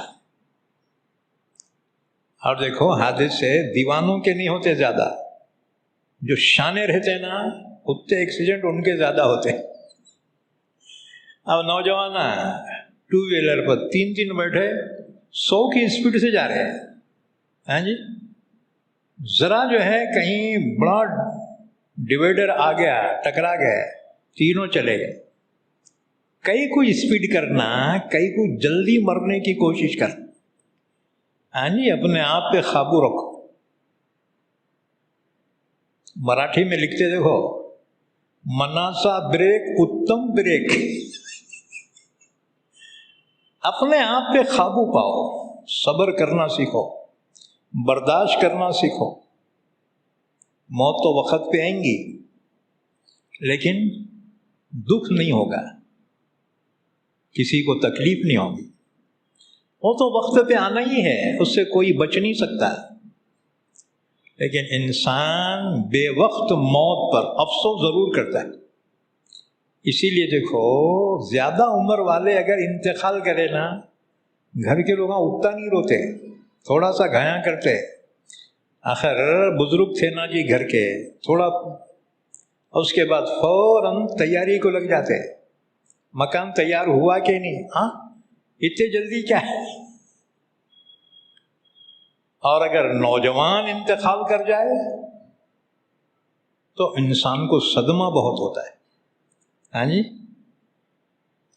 ابھی جو ہے نکاح ہوا، ابھی ایک بچہ ہوا، چلا گیا، افسوس بہت ہوتا ہے، کیونکہ انسان سمجھتا ہے بے وقت چلے گیا ہمارے کو چھوڑ کے، زیادہ فیل ہوتا۔ اور جو وقت پہ گیا، اور مجھے جانا تھا، ان کو چلے گئے حضرت، اللہ ان کی مغفرت فرمائے۔ تو انسان کو بے وقت کی موت پر افسوس ہوتا ہے، حالانکہ وقت پہ گیا تو جانا ہی ہے، بے وقت گیا تو جانا ہی ہے۔ دنیا میں ہر آنے والا جانے ہی کے لیے آیا ہے، یہاں آنے کے لیے کوئی نہیں آیا ہے، ہر آنے والا جانے کے لیے آیا ہے، یاد رکھو۔ اب اس کا وقت کب ہے وہ اللہ جانے۔ بہرحال فرمایا اِنَّا كُلَّ شَيْءٍ خَلَقْنَاهُ بِقَدَرٍ، بے شک ہم نے ہر چیز کو پیدا کی ایک اندازے کے مطابق، یعنی تقدیر اس کی بنائی۔ تو تقدیر کے معنی بھی اندازہ، اور اللہ کا اندازہ نہیں ہوتا، وہ تو یقینی ہوتا ہے۔ وَمَا أَمْرُنَا إِلَّا وَاحِدَةٌ كَلَمْحٍ بِالْبَصَرِ، قیامت کا دن جو آئے گا، حساب کتاب جو ہوگا، تم سوچتے ہو کہ 10 آدمی کا حساب لینے کو کم سے کم 5 منٹ بھی اگر پکڑے، 50 منٹ تو لگتے چ۔ اب کروڑ انسانوں کا اور جناتوں کا حساب لینے کو اللہ کو کتنا ٹائم لگے گا؟ اللہ نے فرمایا ہمارے کو کوئی ٹینشن نہیں ہے، ہمارا معاملہ تو ایک دم پل جھپکنے کے برابر میں ہو جاتا ہے۔ اللہ چاہے تو پل جھپکنے میں ساری مخلوقات کا حساب لے۔ تم بولیں گے وہ کیسا؟ ہماری عقل میں تو نہیں آ رہا۔ یاد رکھو، بچے استاذ کے پاس پڑھتے نا، لیکن امتحان دوسرا ممتحن آ کے لیتا ہے، ہاں جی، تو دوسرے ممتحن کو امتحان لینے میں ٹائم لگتا ہے، کیوں؟ وہ طلبہ کی صلاحیت کو نہیں جانتا ہے، لیکن استاذ کو امتحان لینے لگا ہو، انہیں ایک منٹ میں سب کو نمبر دے دیتا ہے، کیونکہ ہر ایک کتنے پانی میں ہے وہ استاذ جانتا ہے، کون ہوشیار ہے کون جو ہے ڈھو ہے، استاذ کو پورا پتہ ہے، بلکہ استاد تو طالب علم کے رگ رگ سے واقف رہتا ہے۔ استاذ کو امتحان لینے لگا ہو، انہیں 5 منٹ میں سب کو جو ہے نمبرات دے دیتا ہے، جانتا ہے وہ ہر ایک کو۔ تو اللہ تعالیٰ کو حساب لینا کوئی مشکل نہیں ہے۔ سَنَفْرُغُ لَكُمْ أَيُّهَا الثَّقَلَانِ، اللہ نے فرمایا انسانوں جناتوں ذرا ٹھہرو، تمہارا امتحان لینے کے لیے ہم ابھی فارغ ہو رہے ہیں، کتنی دیر میں؟ وَمَا أَمْرُنَا إِلَّا وَاحِدَةٌ كَلَمْحٍ بِالْبَصَرِ، پل جھمکنے میں، آنکھ بند کر کے کھولے امتحان پورا ہو گیا۔ لیکن پھر بھی پرسوزر کے واسطے اللہ امتحان لے گا۔ بندے کو بھی یقین آنا نا، یہ کمبخت بندہ نہیں مانتا ہے، اور کیا جی اس کو جنت میں ڈالے، ہمار کو جہنم میں کیسا ڈالے، اگو حجتی۔ اس لیے باضابطہ حساب کتاب میں دیر لگے گی، ہاں جی، تاکہ بندے کو بھی یقین ہونا، ورنہ اللہ کو حساب لینے میں 1 سیکنڈ میں لے سکتا ہے پورے کائنات کا، کیونکہ خالق و مالک ہے وہ، ہاں جی۔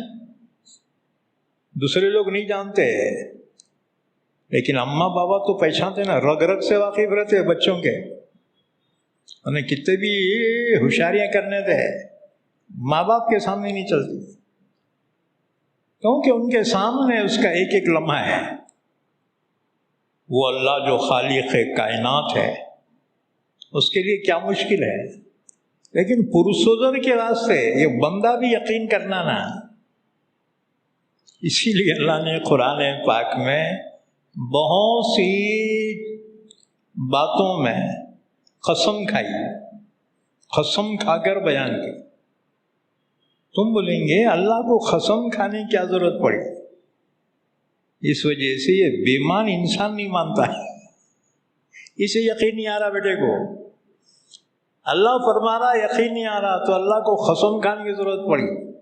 وَالسَّمَاءِ وَالطَّارِقِ وَالتِّينِ وَالزَّيْتُونِ وَطُورِ سِينِينَ، اسے قسم کھا کے بھاوے قسم کھا تو رہے میں یہ برحق ہے، کیونکہ اللہ کو قسم کھانے کی ضرورت نہیں ہے، اللہ سے بڑھ کے سچا کون ہو سکتا ہے؟ لیکن پرسوزر کے واسطے یہ بندے کو تو بھی یقین آنا نا۔ اور حساب کتاب کی ضرورت کیا ہے؟ اللہ کو اس کی ضرورت نہیں تھی، لیکن یہ بندوں کو خیال معقول کرانے کے واسطے اللہ حساب لے گا، کیونکہ حساب بتائے تو پھر انہیں مانتا، نہیں تو نہیں مانتا۔ فرمایا وَلَقَدْ أَهْلَكْنَا أَشْيَاعَكُمْ فَهَلْ مِن مُدَّكِرٍ، یقیناً ہم نے ہلاک کیا تمہاری بہت سی ساتھیوں کو، ہم مذہبوں کو، پھر کوئی ہے نصیحت قبول کرنے والا؟ وَكُلُّ شَيْءٍ فَعَلُوهُ فِي الزُّبُرِ، اور ہر چیز کو لکھ لو ورقوں میں، یعنی اعمال نامے میں بندے کا ہر عمل لکھا جاتا ہے۔ اب لکھنے کی کیا ضرورت ہے؟ یہ پرسوزر ہے، یہ بندوں کو بتانے کیا سے دیکھ رہے یہ عمل کیا تھا تو، ورنہ فرشتوں کی لکھنے کی، اعمال نامے کی ضرورت کیا ہے؟ انسان کو خائل کرانے کے واسطے کہ اللہ نے تیرے ساتھ ظلم نہیں کیا، یہ تیرے ثبوت موجود ہے۔ وَكُلُّ شَيْءٍ فَعَلُوهُ فِي الزُّبُرِ، ہر چیز لکھ لو اوراق میں۔ وَكُلُّ صَغِيرٍ وَكَبِيرٍ مُسْتَطَرٍ، ہر چھوٹا بڑا گناہ وہ سب لکھا جا چکا ہے۔ إِنَّ الْمُتَّقِينَ فِي جَنَّاتٍ وَنَهَرٍ، نیک لوگوں کے حالات بیان کیے جا رہے ہیں۔ اللہ سے ڈرنے والوں کا انجام یہ ہوگا، وہ جنتوں میں ہوں گے، نہروں میں ہوں گے، یعنی ایسی جنتیں میں ہوں گے جس میں نہریں جاری ہیں، صاف شفاف پانی کی نہر اور خالص دودھ کی نہر، خالص شہد کی نہر اور شراب طہورہ کی نہر۔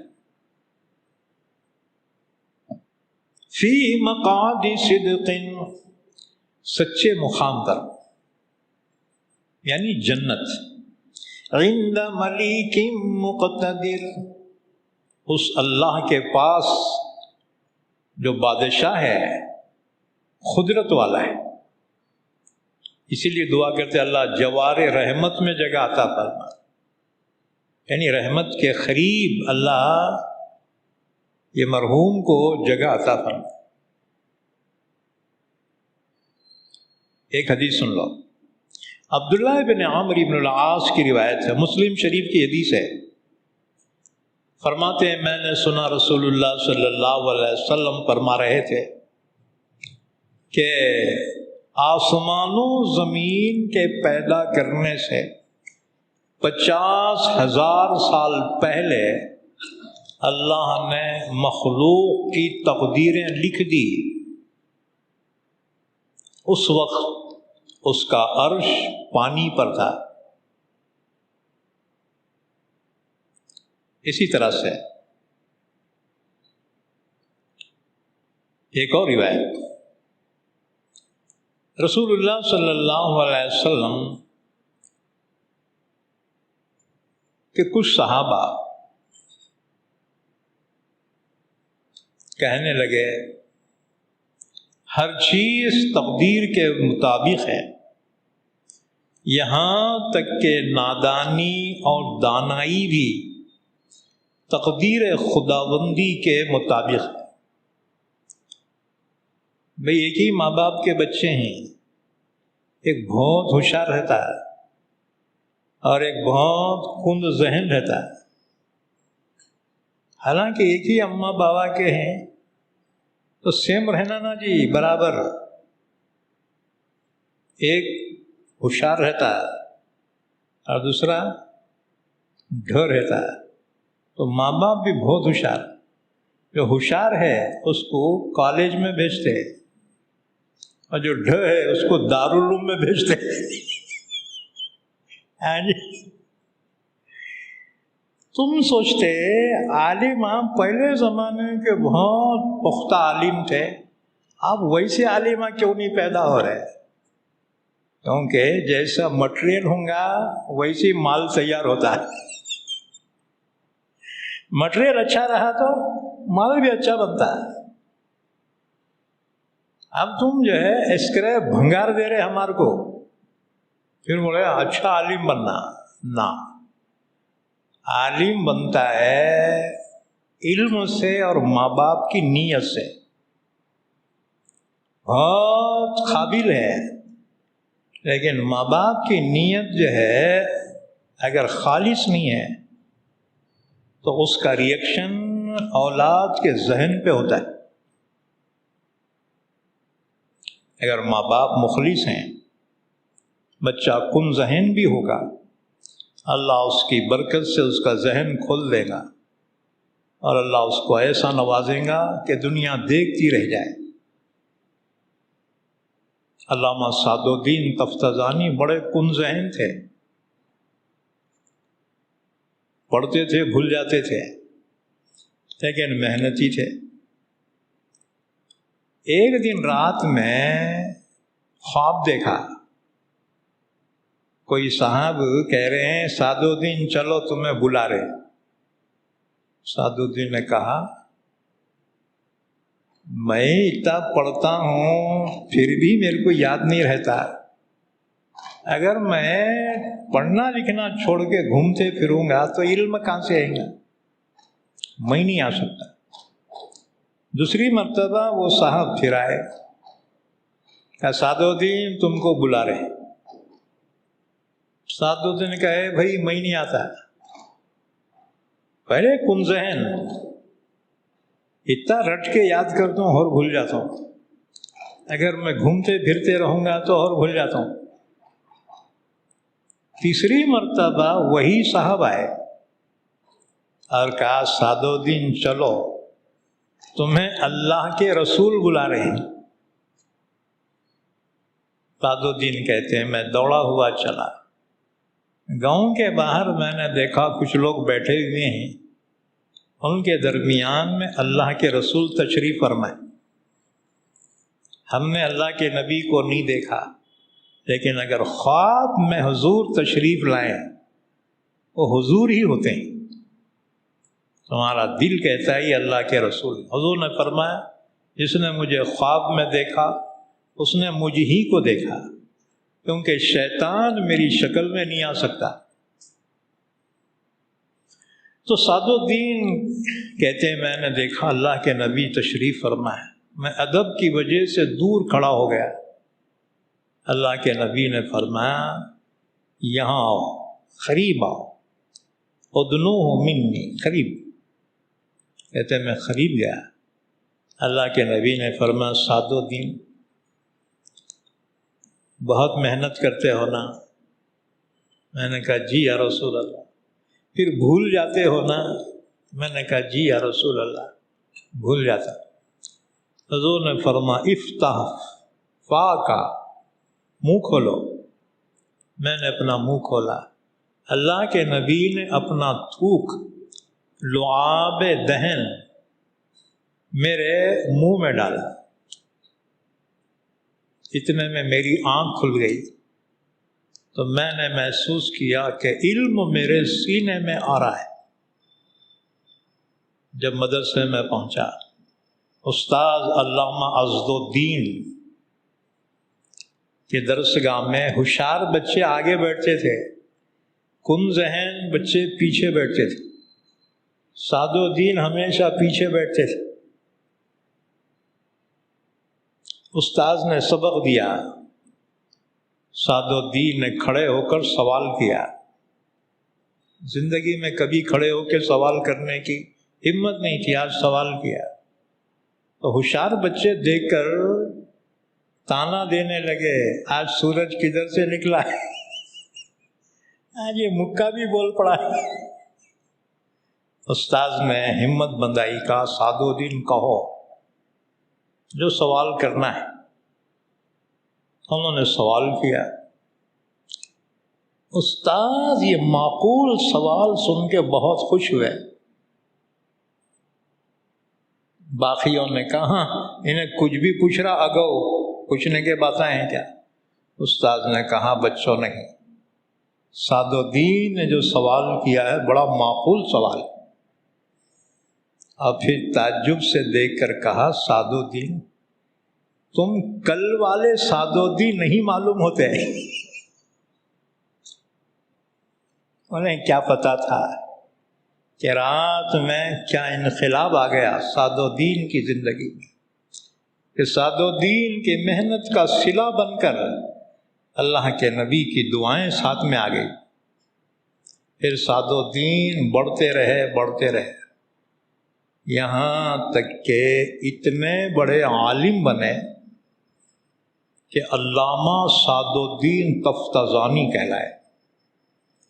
ہر فن میں کتاب لکھی، تفسیر میں، حدیث میں، اصول حدیث میں، اصول تفسیر میں، عقائد میں، نحو میں، صرف میں، علم معانی، علم بدیع، علم ادب، ہر فن میں کتاب لکھی۔